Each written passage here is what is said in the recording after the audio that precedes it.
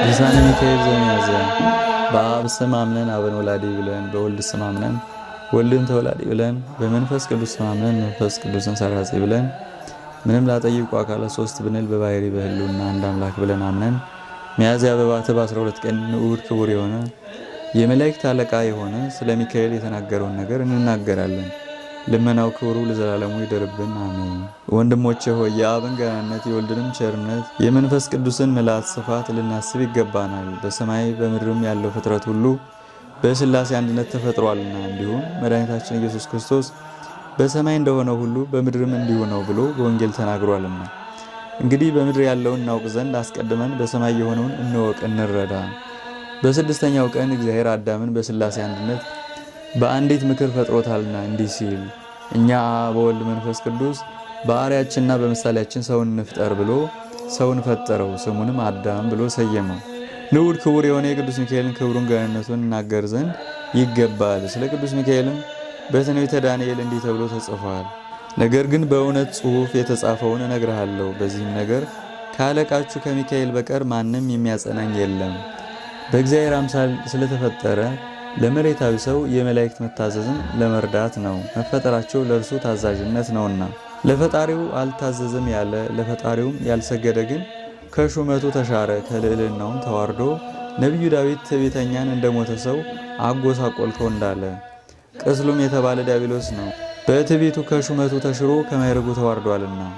ልዑል የተባለ ግን ሚካኤል ነው። በቸርነቱ እሺ በጀ በማለቱ የእግዚአብሔር አብ የቃል ኪዳኑ ባለሟል ተብሏልና። ጌታችንም ለኖህ በሰጠው ኪዳን እኔ ሕያው ነኝ ምድርን በእርግማን እንዳላጠፋት ዳግመኛም በእርሷ ላይ ማያይህ እንዳላዘንም አማንዬ ብዬ ማልኩልህ አለው። ነቢዩ ዳዊት ከመረጥኳቸው ጋር ቃል ኪዳን አደረግኩ ብሎ እንደተናገረ ያን ጊዜም ቅዱስ ሚካኤል በመካከላቸው ነበር። ዳግመኛም መላእክት ሎጥን በምድር ከሚበድሉ ሰዎች ተለይተ ራስህን አድን ባሉት ጊዜ የመላእክትን ምክር ሰምቶ ከመከራ ዳነ። ዳግመኛም መላእክት ወደ አብርሃም ዘንድ እየመጡ ይራዱት ነበር። ከዚያም ያዕቆብ ወደ ላባ በሄደ ጊዜ የመላእክትን ከተማ አገኘና ከምድር እስከ ሰማይ የደረሰች የወርቅ መሰላል አየ። በእርሷም የእግዚአብሔር መልእክተኞች ሲወጡባት ሲወርዱባት ተመለከተ። ጌታም በአምሳለ ብእሲ ተገልጾ ያዕቆብን አገኘውና እንግዲህ ስምህ ያዕቆብ አይባል እስራኤል ይባል እንጂ አሕዛብን የሚገዙ ነገሥታት መሳፍን ከአንተ ይወለዳሉና አለው። ያዕቆብም ይህች የእግዚአብሔር ሀገር መባል ይገባታል፣ የሰማይ የመግቢያዋ በር ይህች ናትና አለ። ዳግመኛም ዮሴፍን ወንድሞቹ ከሸጡት በኋላ በግብፅ ሀገር ለፈርዖን ቤት አዛዥ አደረገው። ዳግመኛም የግብፅ ሰዎችና ንጉሡ ፈርዖን በአባቶቻችን ላይ መከራ ባጸኑባቸው ጊዜ መልእክተኛውን ልኮ ያድናቸው ዘንድ ወደ እግዚአብሔር ጮኹ፣ አመለከቱ።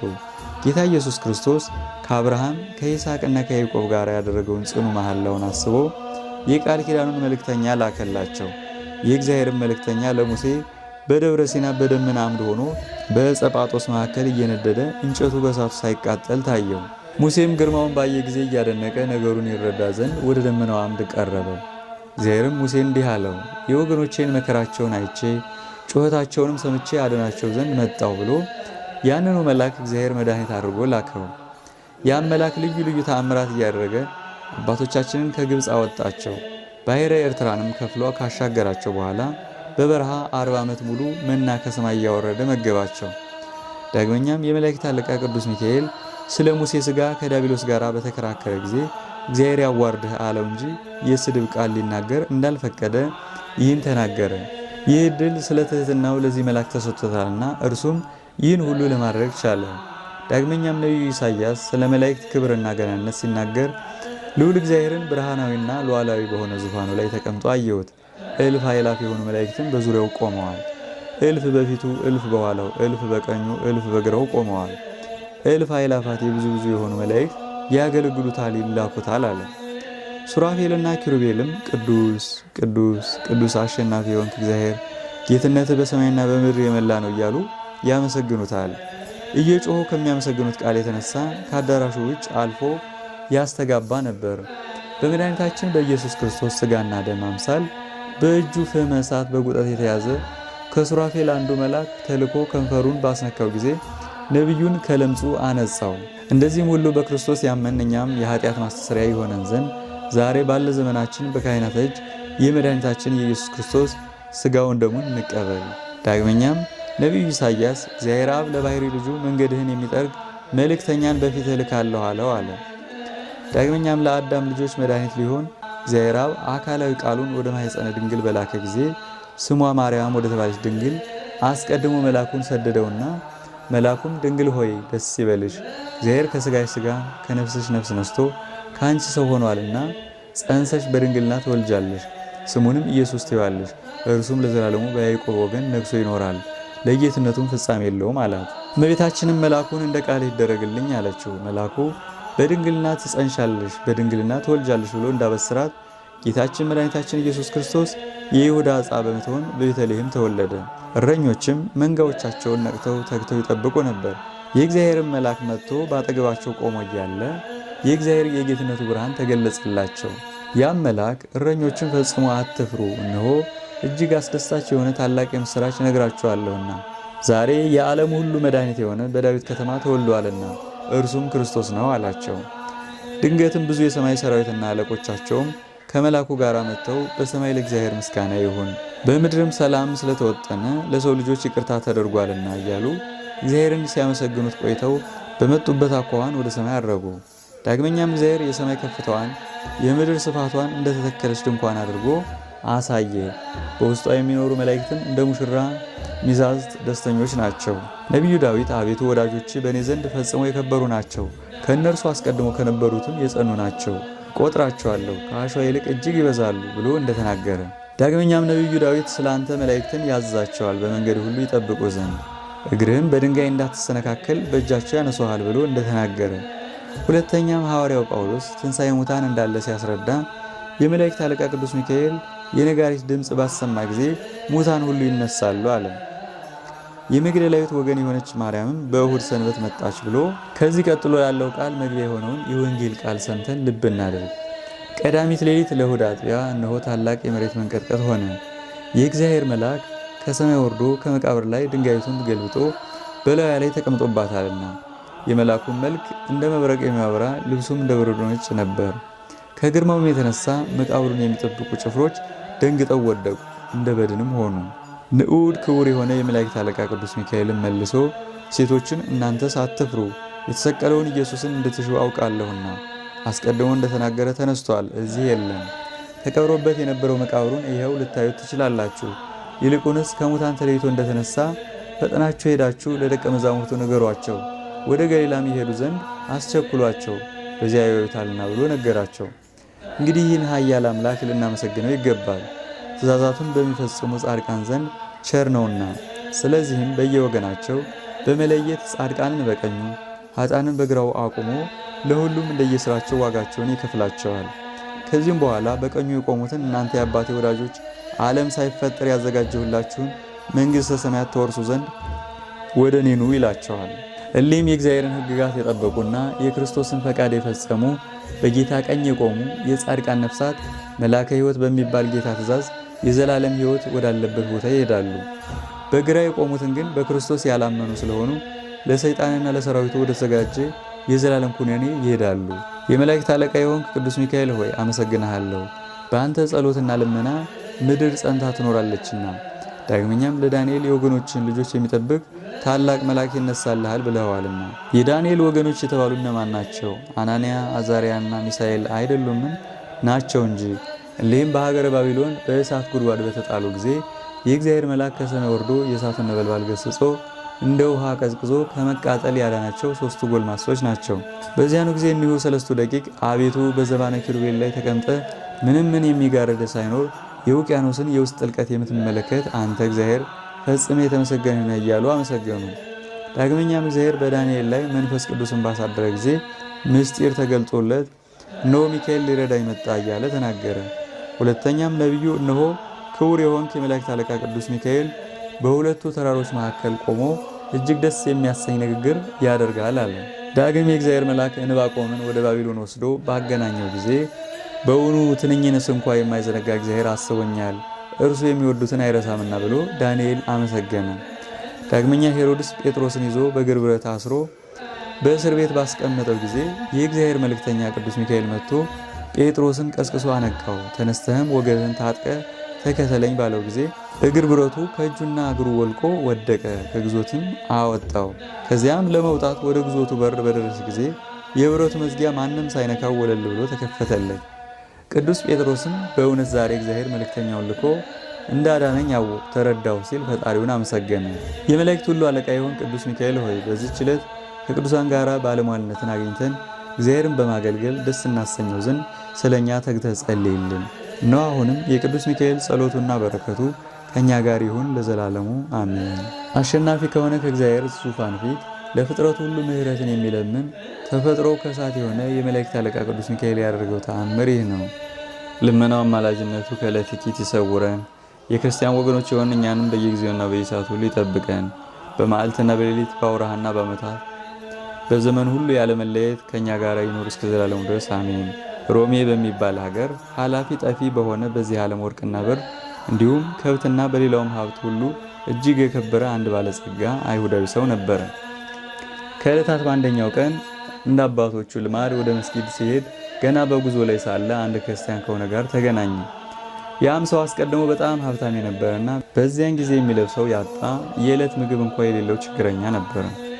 ከዚህ በኋላ መከር በደረሰ ጊዜ የዕለት ምግቡን ለማግኘት ሀፍረት እየተሰማው የቀን ስራ ለመፈለግ ሲዘዋወር የአይሁዳዊ በመንገድ አገኘውና በእኔ ዘንድ ስራ አለና ና እንሂድና ስራ ልቅጠርህ፣ ነግደህ የምታተርፍበት 10 ወቄት ወርቅ እሰጥሃለሁ አለው።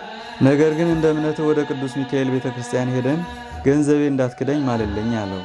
እነርሱም በነገሩ ተስማሙና ወደ ቅዱስ ሚካኤል ቤተ ክርስቲያን ሄደው የአይሁዳዊ ክርስቲያናዊውን በፈለገው አይነት አስማለው። ከዚህም በኋላ የአይሁዳዊ ወርቁን ሰጠውና ያ ክርስቲያናዊ ለንግድ ከሄደበት ሀገር ወደ መጣበት ሳይመለስ ለብዙ ዓመታት ቆየ። ከጊዜ በኋላም ክርስቲያናዊ ወደ ሀገሩ መመለሱን የአይሁዳዊ ሰማና ፈልጎ ባገኘው ጊዜ ነግደህ ታተርፍበት ዘንድ የሰጠሁን ወርቄን ስለምንድን ነው የማሰጠኝ ብሎ ቢጠይቀው የምን ወርቅ ነው የሰጠኸኝ አላውቅልህም ሲል መለሰለት። ያም አይሁዳዊ ከብዙ ዓመታት በፊት ብዙ ተቸግረ ስለነበር ነግደህ በትርፉ ቤተሰብን ታስተዳድርበትና ችግርህንም ታስወግድበት ዘንድ 10 ወቄት ወርቅ አልሰጠሁምን አለው። ክርስቲያናዊው ግን እንኳንስ ወርቅ ይቅርና አንዳችም ነገር ለእኔ መስጠትህን አላስታውስም በማለት ካደው። አይሁዳዊውም በመደጋገም አስቀድሞ አንተ አመፀኛ ከሃዲ መሆንህን እግዚአብሔር ስላመለከተኝ ወርቁን በሰጠሁ ጊዜ ምስክር ይሆንበት ዘንድ በታቦተ ሚካኤል አምያለሁ። አሁንም ያልሰጠሁ ከሆነ እንደ ቀድሞ ደግመህ ማልና ከዕዳው ነጻ ትሆናለህ አለው። ነገር ግን የመላእክት ሁሉ አለቃ የሆነ ቅዱስ ሚካኤል በአንተ ላይ ኃይሉን እንደሚያሳይና ተአምራቱንም እንደሚገልጽ እተማመናለሁ። እርሱ መንፈሳዊና ብርሃናዊ መልአክ እንደመሆኑ መጠን የልብህን ተንኮል መርምሮ ያውቃልና አለው። ይህንንም ተናግሮ አይሁዳዊና ክርስቲያናዊ ሁለቱም አብረው ወደ ቅዱስ ሚካኤል ቤተ ክርስቲያን ሄዱና አይሁዳዊው ወደ ውስጥ ሳይገባ በቤተ መቅደሱ ፊት ለፊት ቆመ። ያ ሃይማኖት የጎደለው አእምሮ የሌለው በስም ክርስቲያን ነኝ የሚለው ሰው ግን ወደ ቤተ ክርስቲያኑ በድፍረት ገብቶ በታቦተ ሚካኤል ፊት የመሐላ ቃሉን ሰጠ። በዚያኑ ጊዜ ከቤተ ክርስቲያን ወጥቶ ሊሄድ ሲል ከደጀ ሰላሙ ሲደርስ እጆቹና እግሮቹ እንደ ድንጋይ በድን ሆኑና መንቀሳቀስ አቃታቸው።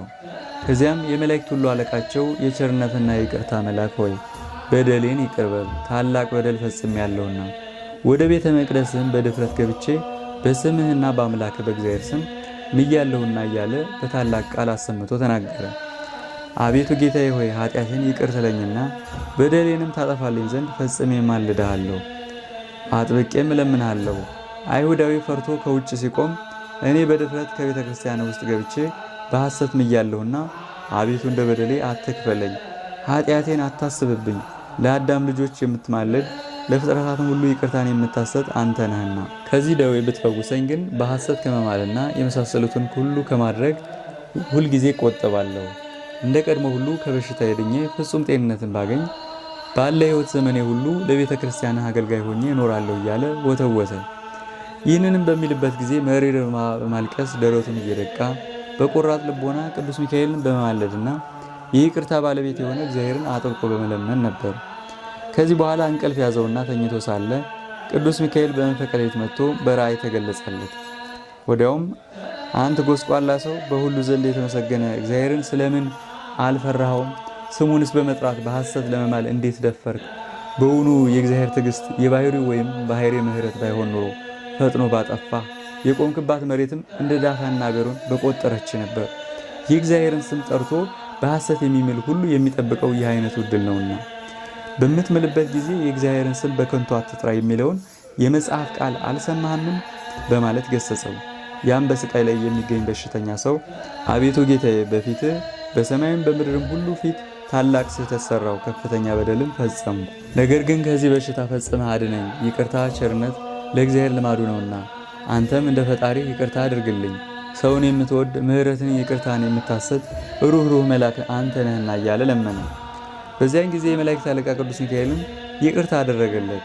በእጁም እየዳሰሰው እነሆ ዛሬ ይቅርታ ተደርጎልሃል፣ ከበሽታህም ተፈውሰሃል። ዳግመኛ ግን ከዚህ የበለጠ መከራ እንዳያገኝ እንዳትበድል ብሎ አስጠንቅቆት ወደ ሰማይ አረገ። በሽተኛውም ከእንቅልፉ በነቃ ጊዜ ከበሽታው ተፈውሶ ሰውነቱ በሙሉ ጤንነት ላይ ሆኖ ስላገኘው ከመጠን በላይ ተደሰተ። እግዚአብሔርንም በፍጹም ምስጋና አመሰገነው። የመላእክት አለቃ የሆነ ቅዱስ ሚካኤልንም አከበረው፣ ከፍ ከፍም አደረገው። የአይሁዳዊ ሰው ግን የመላእክት ሁሉ አለቃ የሆነ ቅዱስ ሚካኤል ያደረገውን ታላቅ ተአምራት በተመለከተ ጊዜ ከዚያ ከሃዲ ሰው ወርቁን ወስዶ የመላእክት አለቃ ለሆነ ለቅዱስ ሚካኤል ቤተክርስቲያን ብፅዓት ሰጠ። በጌታችን በመድኃኒታችን በኢየሱስ ክርስቶስ ስም አምኖ ከተጠመቀ በኋላ የመንፈስ ቅዱስ ልጅነትን ተቀብሎ ለሥጋው የሚበጀውን በረከት ለነፍሱ የሚጠቅመውን መድኃኒት አገኘና በሃይማኖት የጸና በምግባርም የታነጸ ታማኝ ክርስቲያን ሆነ። ከዚህም በኋላ ሁለቱም ማለት ክርስቲያናዊና አይሁዳዊ የቅዱስ ሚካኤል ቤተክርስቲያን አገልጋይ በመሆን ያደርገውን ተአምራትና ችሎታውን ለሰው ሁሉ እየነገሩ ኖሩ። ልመናው አማላጅነቱ ከመላው ሕዝበ ክርስቲያን ጋር ይሁን። ይልቁንም በዓሉን ለማክበር የተሰበሰብን የክርስቲያን ልጆች የሆን እኛን በክንፈ ረድኤቱ ይከልለን። የበደል ዋይ እንዳያቃጥለን፣ የኃጢአት ውርጭም እንዳያጠፋን የጸሎቱ ኃይል ይሰውረን። የጠላት ጦር እንዳይወጋን ጋሻ መከታ ሆኖ ይጠብቀን እስከ ዘላለሙ ድረስ አሜን። አንድ አምላክ በሆነ በአብ በወልድ በመንፈስ ቅዱስ ስም አምነን ሚያዝያ በባተ በ12ኛው ቀን የመላእክት አለቃ የሆነ የቅዱስ ሚካኤል በዓል እንደሆነ እንናገራለን። ለእግዚአብሔር ክብር ምስጋና ይግባውና በዚህች ዕለት ክቡር የሆነ ቅዱስ ሚካኤልን ሴዴቅያስ የተባለ ንጉሥ ጠባብና ረግረግ በሆነ የግዞት ቤት አስሮት ወደ ነበረ ወደ ኤርሚያስ ልኮ የንጉሱ ባለሟልና የጭፍራው አለቃ በሆነ በኢትዮጵያዊው አቤሜሌክ አማካኝነት ኤርሚያስን ከእስር ቤት ያወጣበት ቀን ነው። በዚያን ጊዜም ኤርሚያስ አቤሜሌክን ባረከው። የኢየሩሳሌምን ጥፋቷ እንዳያይና መራራ የሆነውን የመማረክ ጽዋንም እንዳይቀምስ ይመኝ ስለነበረ እንዲሁ ሆነለት። በዚህም ምክንያት የእስራኤል ልጆች ከምርኮ ተመልሰው እስከመጡ ድረስ 66 ዓመት ተኛ። ከምርኮ በፊት ቆርጦ አስቀምጧቸው የነበሩ ወይንና በለስም ደማቸው ሳይደርቅ ቅጠላቸው ሳይጠወልግ ስላገኛቸው አምጥቶ ለኤርሚያስ አበረከተው።